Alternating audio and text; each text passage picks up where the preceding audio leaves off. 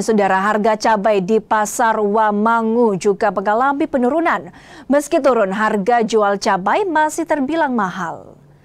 Harga cabai yang sebelumnya mencapai Rp110.000 per kilogram, kini dijual Rp100.000 per kilogram.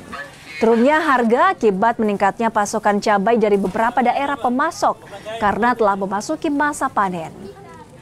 Salah satu pedagang bilang stok cabai di pasar mulai melimpah yang berdampak pada harga cabai. Meski harga cabai turun, namun harga jual masih terbilang mahal yang turut berdampak pada sepinya pembeli. Prediksi harga cabai akan terus turun jika pasokan terus tersedia.